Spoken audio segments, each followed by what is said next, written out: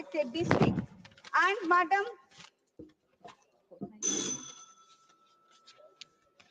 the dredging of Bhagirathi, Hooghly and Ganga Podda at the upstream of Farakka barrage to maintain navigability at Kolkata port, which was the main objective of construction of Farakka barrage and Ganga Water Treaty 1996. So I would like to request the Honorable Kindly Minister conclude. to release the Please fund. conclude. And one more, the three North Bengal districts, namely Coach Bihar, Alipurduar, Jalpaiguri, which are crisscrossed by more than 50 rivers, having their origin in Bhutan, are mainly responsible for erosion and flood.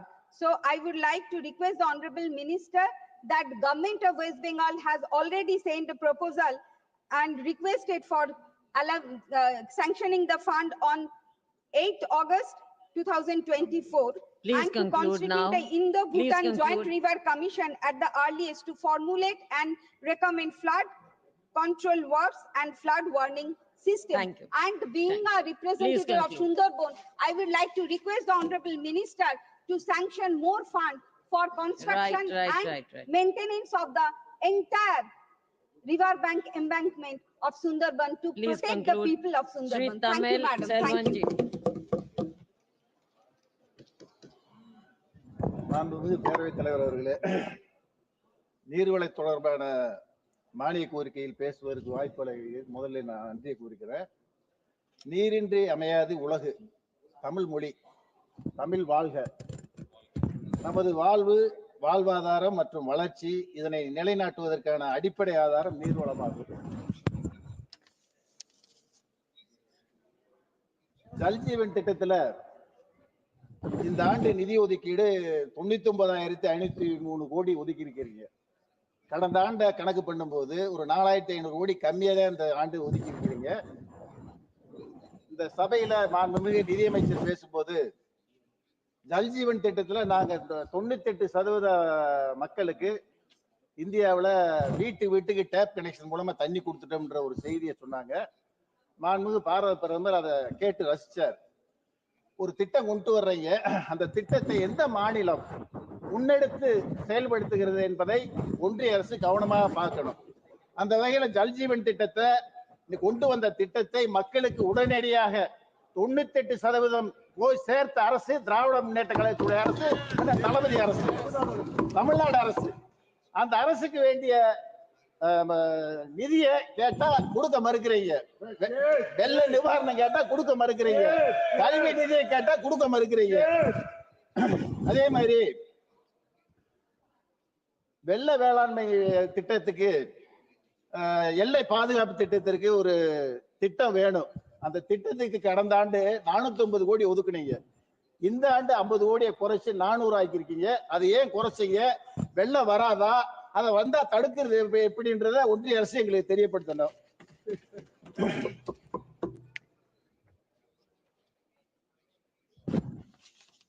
காற்று நீர் மாசுபடுது. இன்னைக்கு ஆய்வறிக்கையில, நம்ம ஒன்றிய அரசு கொடுத்த ஆய்வறிக்கையில எங்களுக்கு கிடைச்ச தகவல், 1920 இடங்கள்ல இருந்து எடுக்கப்பட்ட நீரின் ஆய்வு, அதுல எத்தனை இடங்கள்ல மோசமா இருக்குன்றத அந்த ஆய்வறிக்கை சொல்லுது. 817 இடங்கள்ல பயோகெமிக்கல் ஆக்சிஜன் டிமாண்ட் பற்றாக்குறை இருக்கு. 817 இடங்கள்ல மோசமான நீர் நிலை இருக்கிறது. அதை கண்டறிந்து ஒன்றிய அரசு தகுந்த நடவடிக்கை எடுத்து அது நீர்நிலையை பாதுகாக்க வேண்டும்.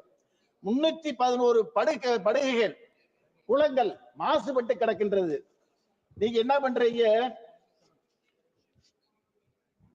நிலத்தடி நீர் ரொம்ப மோசமாகிட்டு இருக்கு. 100 மாவட்டத்துல இன்னைக்கு ஆய்வெடுத்து பார்க்கும்போது நிலத்தடி நீரினுடைய அளவு குறையுது. அந்த தண்ணியில கெமிக்கல், புளோரைடு, ஆர்சனிக், யுரேனியம் மற்றும் நைட்ரேட் கெமிக்கல் கலந்து மனுஷங்கள் குடிக்க முடியாத நிலைமைக்கு இன்னைக்கு அந்த தண்ணீர் இருக்கிறது. அதை கண்டறிந்து அதற்குண்டான திட்டத்தை வகுக்க வேண்டும் ஒன்றிய அரசு. 99,503 கோடி ஒதுக்குற ஒன்றிய அரசு திட்டங்களை விரைவாக செயல்படுத்துகிற மாநிலங்களுக்கு முழு தொகையும் உடனடியாக கொடுக்க வேண்டும். ஆனால் இதுவரை 40% கூட முழுமையாக கொடுக்கவில்லை. மீதி பணம் கொடுப்பதற்கு தயக்கம் ஏன் என்ற செய்தியை ஒன்றிய அரசு எங்களுக்கு தெரியப்படுத்த வேண்டும். மாசுபடக்கூடிய நதிகளினுடைய விவரம். கங்கை நதிக்கு அதிக நிதியை கொடுத்து அந்த மாசுபடாம இருக்கின்ற நிதியை கொடுக்குறீங்க, அதை நடவடிக்கை எடுக்கிறீங்க, ஓகே. அதே மாதிரி பிற மாநிலங்களில் இருக்கிற நதிகளையும் மாசுபடாம இருக்கிறதுக்கு நிதியை ஒதுக்கணும். குறிப்பா எங்க தமிழ்நாட்டுல காவேரி, தாமிரபரணி, வைகை ஆற்றுல இதே கும்பமேளா நடக்குது. அங்கேயும் தண்ணி மாசுபடுது. அதற்குண்டான நிதியை ஒதுக்கி அங்க பண்ணுங்க. பாரத பிரதமர் நேற்று கூட பேசுறாரு, உத்தரப்பிரதேசத்துல கும்பமேளாவில் 60 கோடி மக்கள் வந்து குளிச்சாங்கன்னு சொல்லி. நான் சொல்றேன் சார், 60 கோடி மக்கள் ஒரு ஆற்றுல குளிக்கிறாங்கன்னு சொன்னா அந்த ஆற்றோட நிலைமை என்ன, நீரினோட நிலைமை என்ன, அதை எப்படி நீங்க சுத்தப்படுத்துவீங்க? எத்தனை நாள் ஆகும்? இந்த நிலை மீண்டும் தொடரக்கூடாது. நீர் மேலாண்மை ஒன்றை அமைத்து எந்தெந்த நதிகளில் இந்த கும்பமேளா நடக்கிறது என்பதை ஆராய்ந்து எல்லா மாநிலங்களுக்கும் ஒரு ஆய்வறிக்கை தயார் செய்து திட்ட நடவடிக்கை எடுக்க வேண்டும். அதே மாதிரி கடலோர மாவட்டங்கள்ல இருக்கிற மக்களுக்கு உள்ள பிரச்சனை, உப்பு நீர் வந்து கலந்துருது குடிநீர்ல. அதை தடுப்பதற்கு கடலோர மேலாண்மை ஒன்றை அமைச்சு அந்த உப்பு நீர் தடுக்காமல் பாதுகாக்க வேண்டும். தமிழ்நாட்டில் புதிய ஸ்கீம் என்னன்னு சொன்னா 56 கம்பைன்ட் வாட்டர் ஸ்கீம் வச்சு கோடிக்கணக்கான மக்களுக்கு நீரை கொடுக்கறாங்க தமிழ்நாடு அரசு. கூட்டு குடிநீர் திட்டத்துல அதற்குண்டான நிதியை கொடுக்கணும். மத்திய அரசு எங்களுக்கு கொடுக்க மறுக்கிறதுக்கு உண்டான காரணம், ஜல்ஜீவன் திட்டத்துல இது வரைக்கும் 2024-25க்கான மீதமுள்ள 1707 கோடி ரூபாய் இன்னும் கொடுக்கல. எங்களுக்கு கொடுக்க வேண்டிய தொகை இன்னும் வரல. அப்புறம் ஜேஜேஎம் பங்கீட்டு முறையில ஒன்றிய அரசின் பங்கை அதிகப்படுத்த வேண்டும். படுத்தல எங்களுக்கு உண்டான குடிநீர் ஆதாரம் பாதுகாக்கப்படும். அதே மாதிரி 19 புதிய கம்பைன் வாட்டர் ஸ்கீம்ல 21,231 கோடி ரூபாயை அனுமதிக்க வேண்டும். புதிய வாட்டர் ஸ்கீம் கொடுத்திருக்கோம். இந்த திட்டம் வேணும். கோடிக்கணக்கான மக்களுக்கு இந்த கூட்டு குடிநீர் திட்டம் போய் சேரும். நீர் ஆதாரத்தை பாதுகாக்க 5 அணையினுடைய கண்காணிப்பு, காவேரி, கொள்ளிடம், வெள்ளாறு போன்ற அணைகளை பாதுகாப்பதற்கு அனுமதி வேண்டும். இயக்குதல் மற்றும் பராமரிப்புக்கு தனி நிதி ஒதுக்க வேண்டும். தயவு செஞ்சு ஒன்றிய அரசு எந்தெந்த மாநிலம் உங்கள் திட்டத்தை விரைந்து செயல்படுத்துகிறதோ அந்த மாநிலத்தில் முன்னோடியாக இருக்கிற மரம் தமிழ்நாடு, அதனுடைய முதல்வர் நான் தளபதி என்பதை உணர்ந்து வேண்டிய நிதியை வழங்குமாறு கேட்டு முடிக்கிறேன். நன்றி. श्री पुष्पेंद्र सरोज।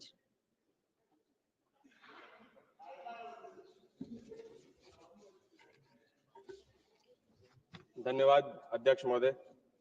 माननीय अध्यक्ष जी, आज मैं जल शक्ति मंत्रालय की डिमांड फॉर ग्रांट्स के विरोध करने के लिए खड़ा हूं। कोई विकास के खिलाफ नहीं, बल्कि झूठे दावों, भ्रष्टाचार और जनता के साथ बड़े धोखे के खिलाफ। सरकार दावा करती है कि जल जीवन मिशन के तहत भारत की पानी की समस्या सुलझ रही है, लेकिन अगर आप उत्तर प्रदेश के किसी भी गांव में चले जाएं तो एक अलग सच सामने आता है। अध्यक्ष महोदय, आंखों में आंसू आ गए, लेकिन इनके नल में एक बूंद पानी तक नहीं आ पा रहा है। जल जीवन मिशन जो 2019 में इस वादे के साथ शुरू किया गया था कि 2024 तक हर ग्रामीण घर को नल से जल मिलेगा। अगर इतना बड़ा मिशन था, मैं सरकार से पूछना चाहता हूं कि 2024-25 में इसके बजट में जो रकम थी 70,000 करोड़ से आधी से भी कम, मात्र 22,000 करोड़ क्यों कर दी गई? सरकार दावा करती है कि उत्तर प्रदेश में 85% से ज्यादा ग्रामीणों घरों तक नल पहुंच गया है, जल पहुंच गया है। लेकिन अध्यक्ष जी, अगर मैं अपने कौशाम्बी संसदीय क्षेत्र की बात करूं तो मैं माननीय मंत्री जी से अनुरोध करना चाहूंगा कि वो एक दिन मेरे क्षेत्र में आए, मैं खुद उनको लेकर के जाऊंगा और वहां पे पानी की समस्या जो है उनके हालात दिखाऊंगा। ना एक टंकी पूरी तरीके से बनी है, ना पाइपलाइन बिछी है, पाइपलाइन की क्वालिटी इतनी गंदी हो गई है कि पाइपलाइन फटती चली जा रही है, और उससे ऊपर इतने सालों की जो मेहनत चाहे माननीय सांसदों ने की हो या माननीय विधायकों ने की हो,